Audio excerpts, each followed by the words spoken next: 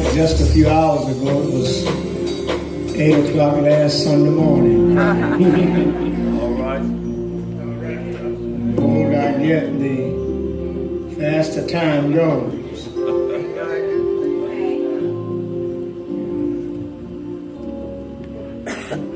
Remember Dr. Taylor, Dr. Gardner Taylor, said he woke up one Sunday morning and he said, "My God, it's time to go back to this pulpit again." Right. Time does fly as you get a little bit older. Amen. But I thank God for the days, for the weeks, for the months, for the years, and you're looking at the man who's going to break Methuselah's record. All right. Got to make at least 970. Amen. There's a word for us in the Old Testament book, 1 Kings, chapter number 3. Wish I could read the whole chapter for us, but verses 23 through 28. If you will, stand with us. 1 Kings.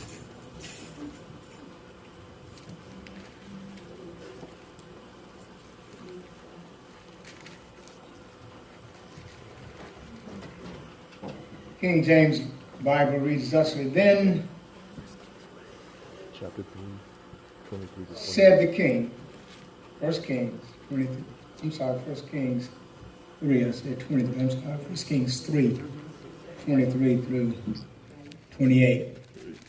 1 Kings 3. Amen. Amen.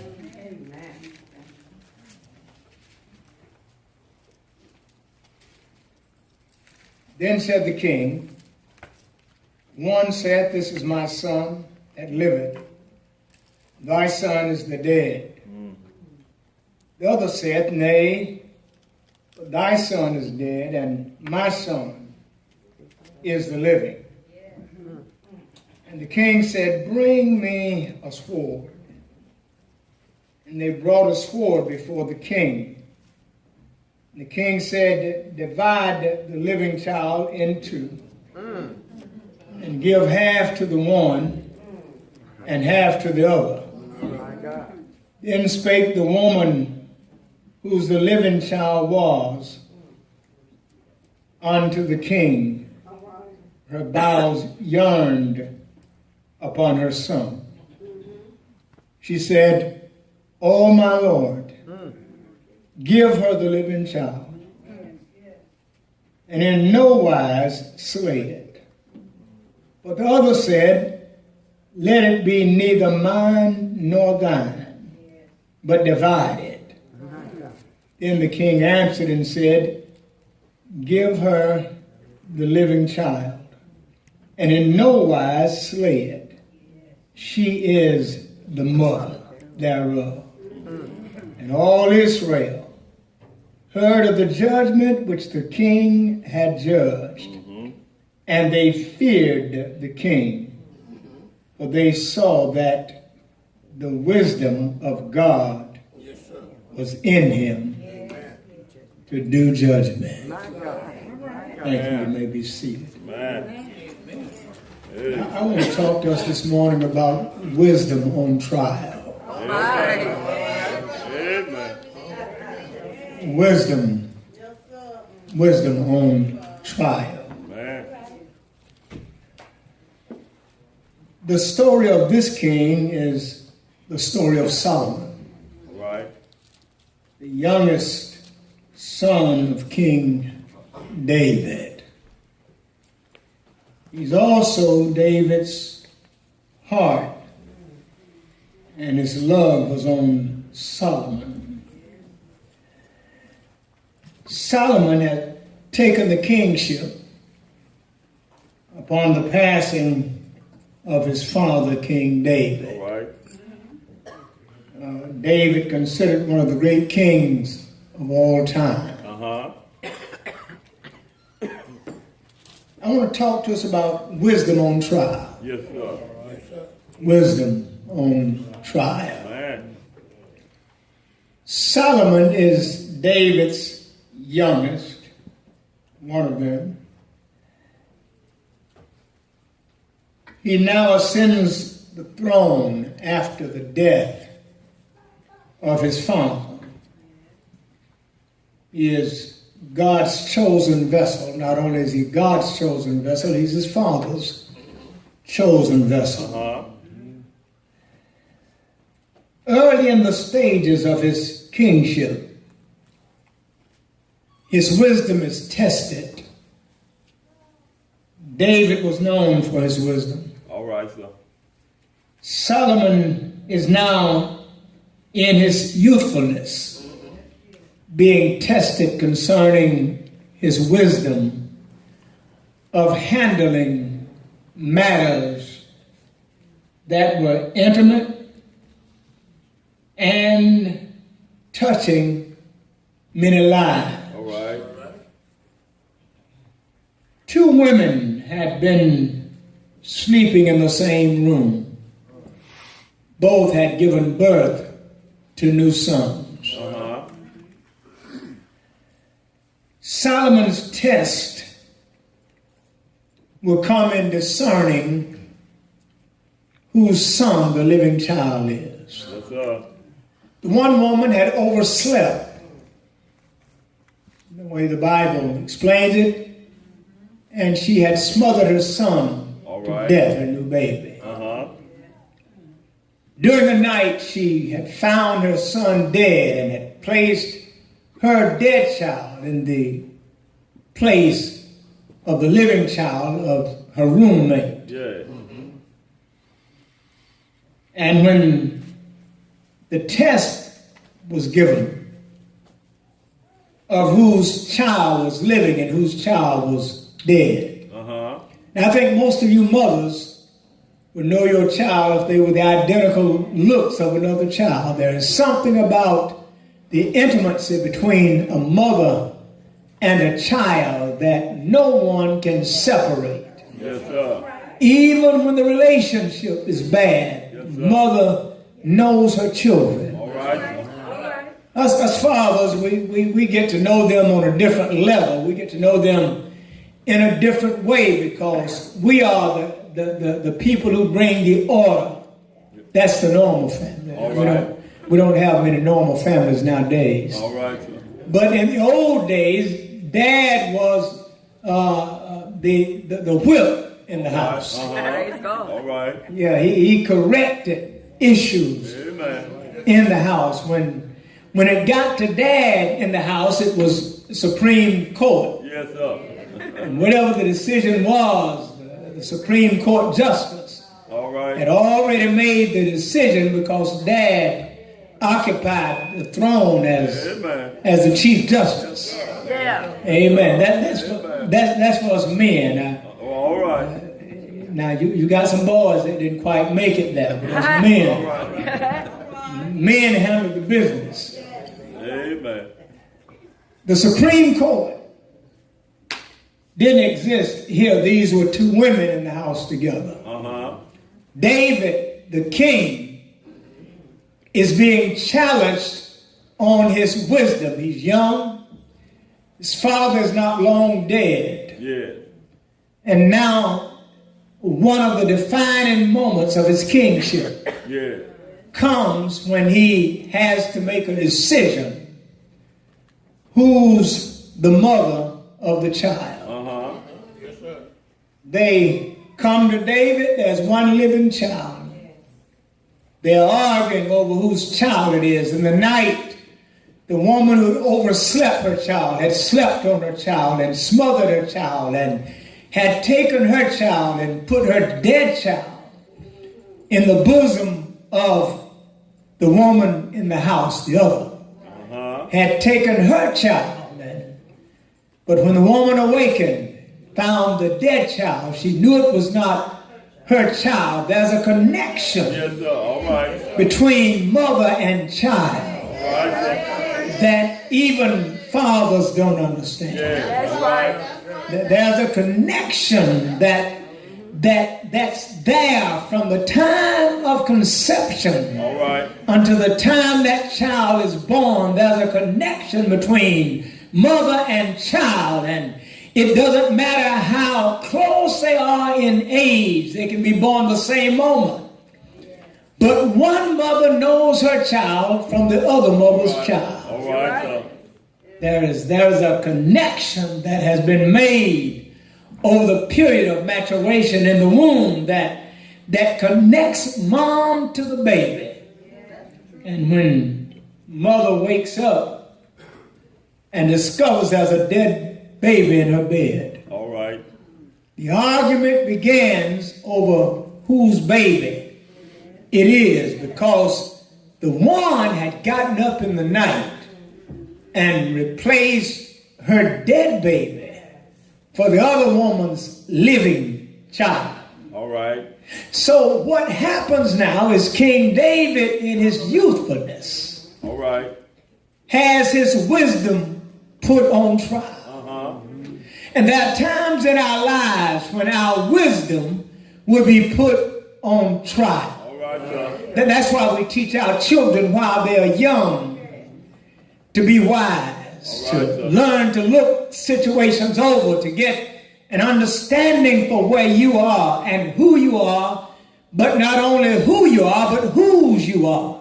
Amen. Decisions need to be made early Yeah. concerning our existence. We don't let Junior grow up to be 15 years old and then try to get him in the presence. No, you want him in the presence of the Lord from the time they're born. Amen. You want to read Bible stories to them. You want to read to them about James, John, Peter, Bartholomew, and all the disciples. You want to read to them about Christ. It's all right to do Mary Had a Little Lamb. All right. All right.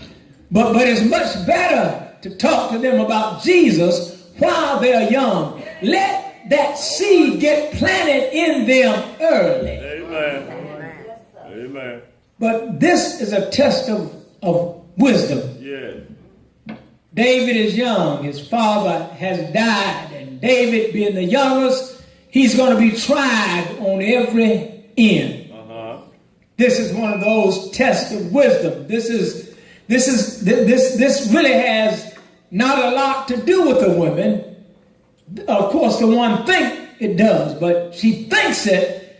But David's wisdom is being tried. All right. All right. He's on trial because at such young age, he's the youngest of the sons, and now he's on trial for his wisdom, his ability to make decisions concerning the minuteness of matters, all the way to the greatest of matters. He's on trial. Yeah. His wisdom will show up in this particular story. Yeah. All right. These women are arguing over whose baby it is. Yeah. Finally, the wisdom of this young king comes to the forefront. Yeah. He says, go get me a sword. Bring me a sword. Yeah. And they go get him one. He says, I'm going to divide the child in half and give you half. And, All right. and Mama cries out. Yeah. Mama said, no, give her the baby. Yeah. Let her have. Don't kill the baby. Give her the baby. Yeah. Don't kill the baby. David says, this is the mother. Yeah. All right. The other woman said, divide him. All Divide right. him. Yeah. Her pain is so deep. We've got to understand who the woman is. Her pain is so deep.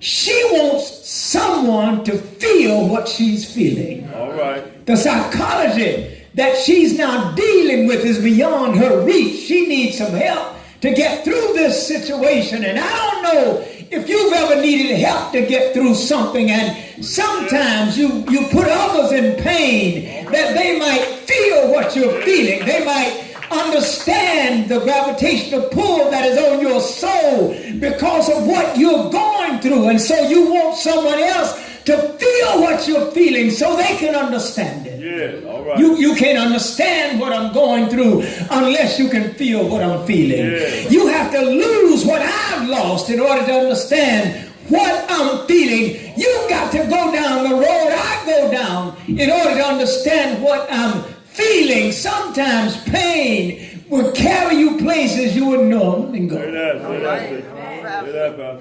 Pain will sometimes make you do what you would normally do. Say that. It will make you hurt someone you would never think of hurting otherwise. All right. This woman is hurting. She knows she's messed up. Yeah. She knows she killed her own child. But she cannot stand the suffering alone.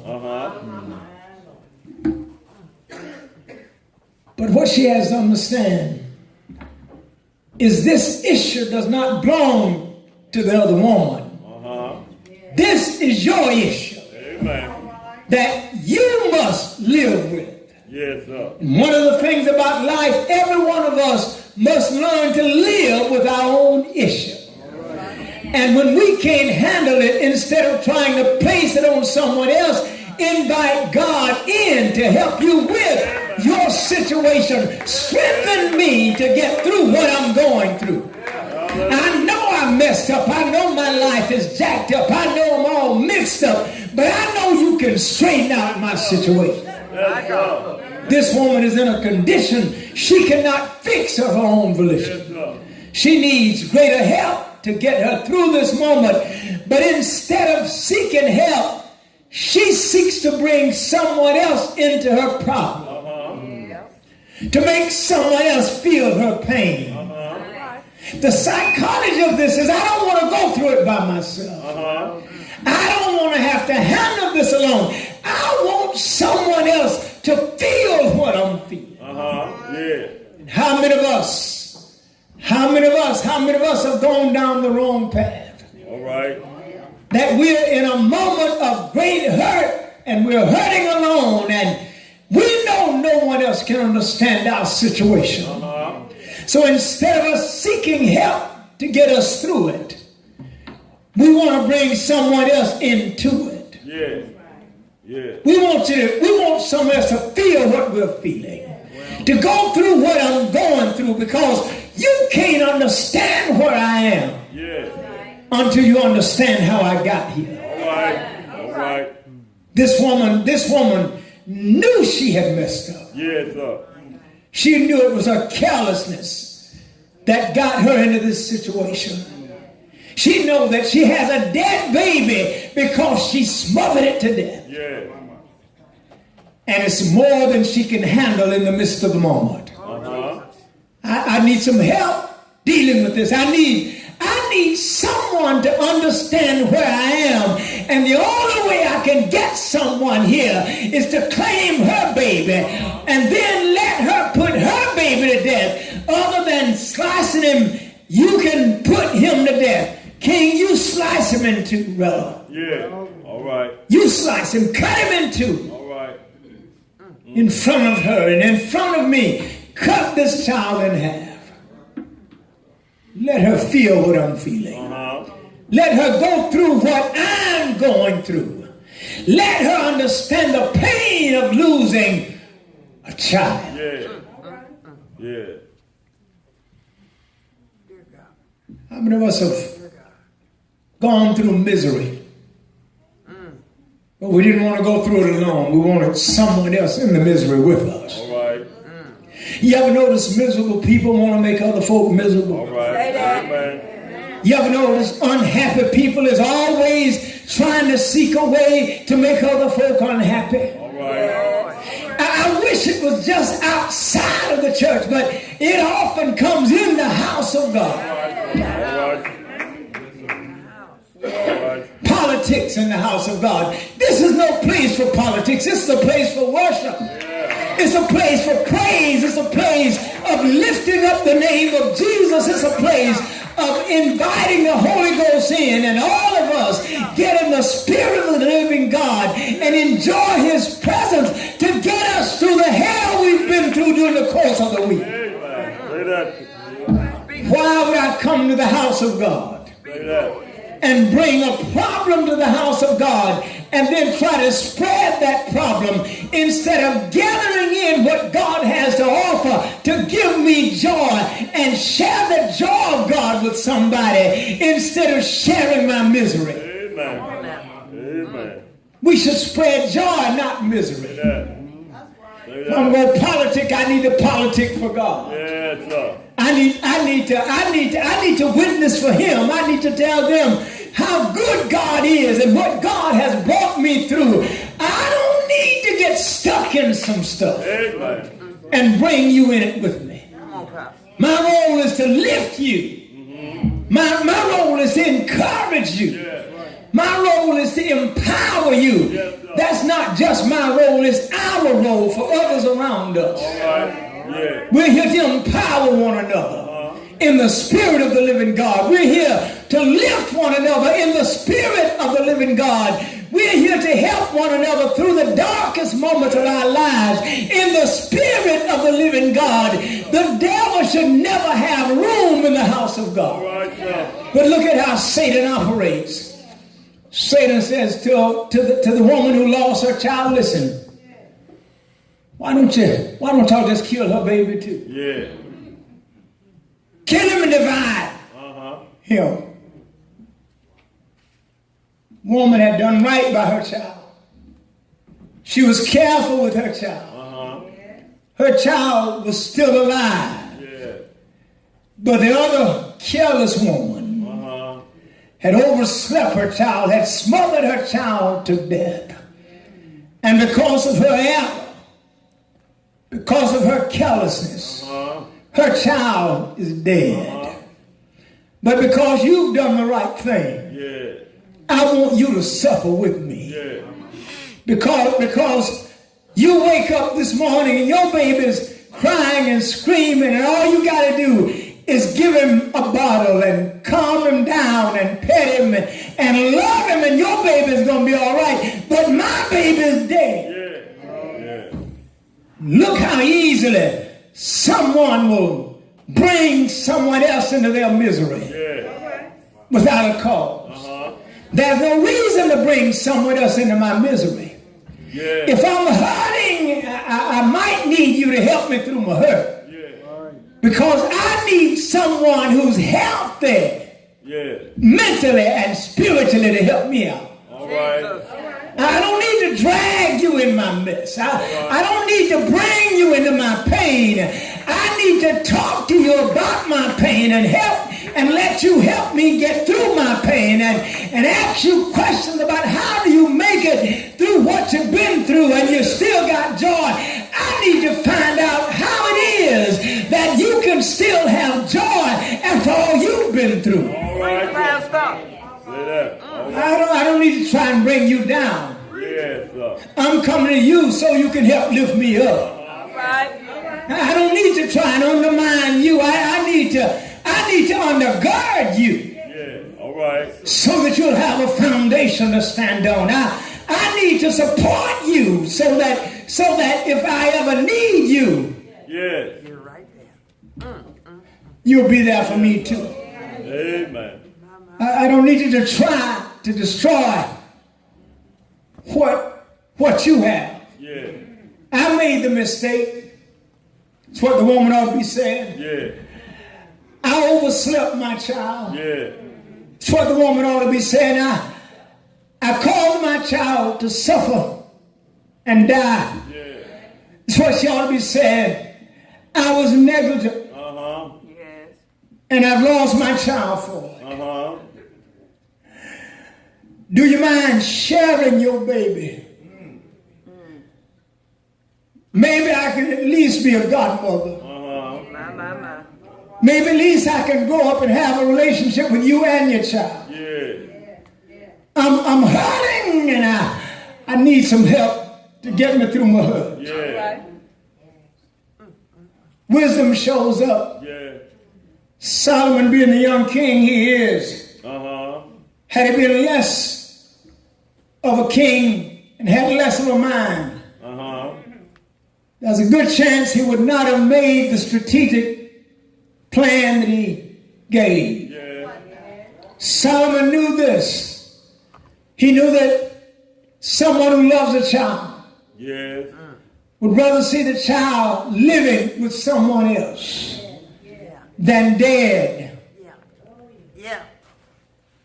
The woman who had given birth to the baby, after Solomon had called for a sword to split him in half, the mother said, no, give her the baby. Yes. Give her the baby. Give her the baby. At least my suffering will be suffering because of separation, not because my baby's dead and I never see him again. Yeah. Let her take care of the baby. She's learned her lesson perhaps. Give her the baby. Give her the baby. Solomon said, no. The real mother said the right thing. Yeah. No real mother would choose to cut her own child in half and give someone else half of her child. Because the child is going to be dead cut in half. Yeah. What she's saying is, I want someone else to feel my pain. All right. I want someone else to feel what I'm going through. Yeah. Now I tell you, saints, we have to be careful about how we treat other folk. Amen. We have to understand who we are, but we also have to understand whose we are. Yes, We have to understand that we're going to make some mistakes in life. all right. They might not always be deadly mistakes, but there'll be mistakes that can tamper with our character. Yeah. There'll be mistakes that can tamper with our jobs. Yeah. There'll be mistakes sometimes even that will tamper with our family. But we have to learn how to work our way through it in a way that is sensible and positive. Yes, This woman knew that if my child lives, I have the chance to get him back. So instead of cutting my baby in half, I'm going to go ahead and give my baby to this woman. You give her the baby. The woman said, no, cut him in half. Yeah. Cut him in half. Cut him in half. This is a test of Solomon's wisdom. This is a test of a young man here that is being tested by everybody around him. Yeah. His brothers are not happy because his father chose him to be a successor. Yeah. Others around him think that they can play him because he's young. What they didn't understand was the wisdom of Solomon. Yeah. That God didn't just place him where he is because he was Solomon, but he placed him where he was because he was godly. All right. And he had wisdom well beyond his years. And I believe now that if we'll take the time with our boys and with our girls and teach them a little bit about wisdom, and teach them how to live in a society that's so jacked up that it seems like more than half of us in it are crazy. All right. But teach them how to live like God would have us live. All right. Teach them to enter into a permanent relationship with God. All right. You understand, before Solomon was born, God no doubt had dealt with his father. No doubt God knew that there would be some argument concerning this young man becoming king. God knew that his brothers would envy him because of the role God had given him. This is really a God decision. All right. That this young man would be king. Yeah, he allowed daddy to get involved. But there's something about God when he has chosen someone that he never makes an error in his choices. This was a test of the youth's wisdom. Solomon said to them, give the baby to his mother. All right. Pointed at the mother, give the baby to his mother. All right. The one who said, give the woman the baby. She was willing to sacrifice her son. Let him go with one who was not his mother. In order that the child would still live. The one thing for sure, she knew if the other woman had her way, the child would be dead. If the other woman had her way, he would always be her child, but he would never be treated right. But yet, she knew that in time, this woman would be tired of trying to raise somebody else's child. She would first of all never get over the loss of her own, because she knows that this is not hers. So there's something psychological going on here.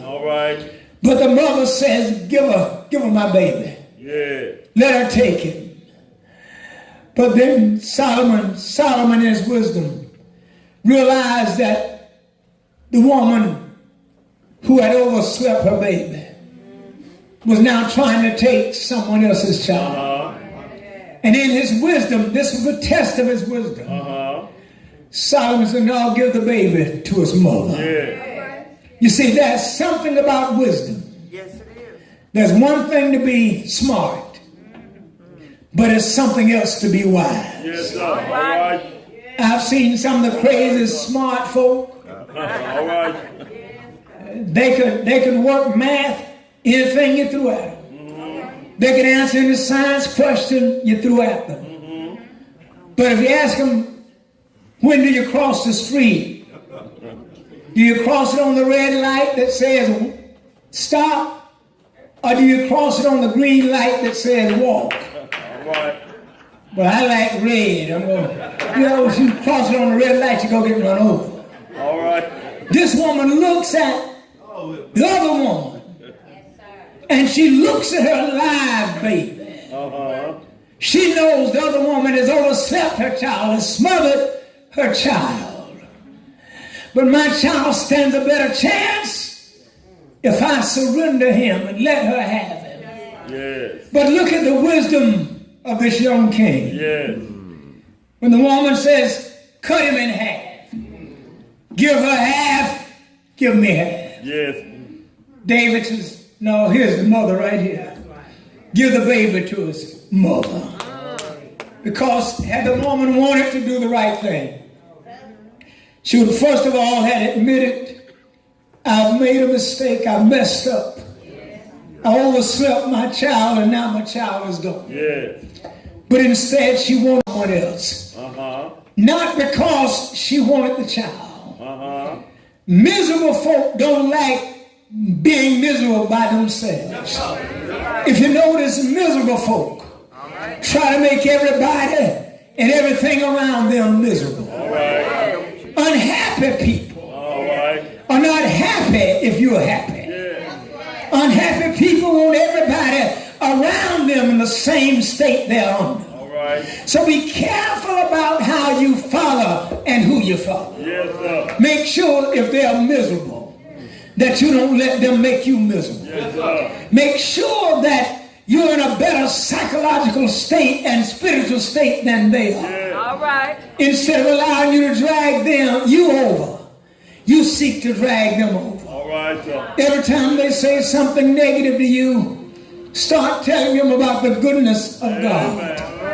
Every time they seek to wipe you out and they call you crazy for being happy, let them know I'd rather be crazy and happy than to be smart and foolish. Let them know that I'm happy because I'm on the Lord's side.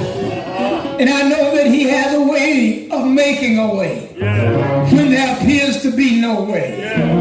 This woman is willing to give up that which is hers because she knows if she lives to see another day, and that at some point if that child grows up, that child is going to know mama from a perpetrator.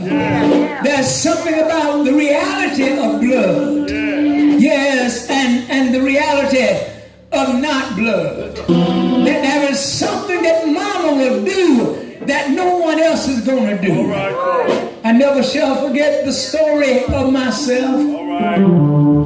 My mama was 16 years old when I was born. My grandaunt's youngest child was 8. but she wanted to raise me. All right. And so I always had two homes growing up. Because I had folk who loved me. Parents, I just want to tell you this morning, on the way out of here, learn how to love your children. Don't just learn how to be comfortable. I'm seeing too many comfortable folk now. If I can be comfortable by letting you go with somebody you don't need to be with, I'm just being comfortable. But I don't know the damage I'm causing. Don't let comfort cause you to lose your child. Because if you lose your child down the road, you're going to regret you lost him. It might be tough right now, but keep your hands on Junior. Keep your hands on Sally. God gave them to you because He's trying to teach you something. Just think of God had turned His back on you and told the devil, go ahead and have your way. Where would you be right now? Because He came to kill, to steal and destroy. But I'm glad to be in the hand of the living God. I'm glad He didn't say cut him in half. Cause I have a child, he has a half a heart, he has a half lung, he has one leg, he has one arm, but he has a half a brain. And on top of that, he has a zero chance of living. The other child had already been cut in half. The other child was already dead. She said, now cut him in half and give me half and give her half. But the mother said, no, there's one thing about blood. When a child comes in the presence of his blood, there's a connection that's being felt you never felt before. Have you ever gone to a family reunion and met cousins you didn't know about, but they look just like someone you already knew?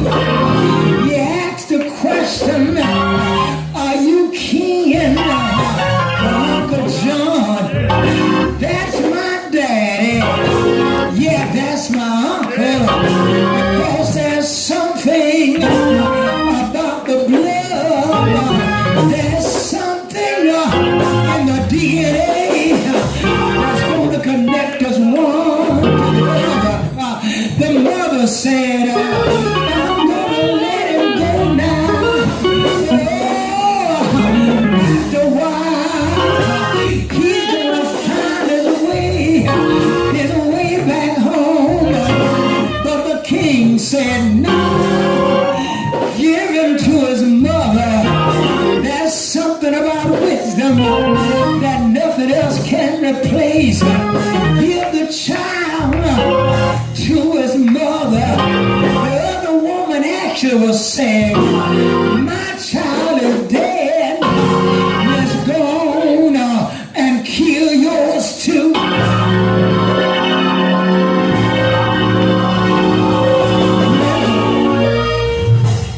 Always love company. Come close, let me tell you this now. And someone who's miserable All right. starts beckoning you to come. All right. Stand still All right, sir. and say, no, you come to me. I got something to tell you. Yeah. All right, sir. And when they get close enough, tell them I got joy. All right, sir. down in my heart. All right. Yeah. So then, but I'm happy. No, happy is okay. Yeah.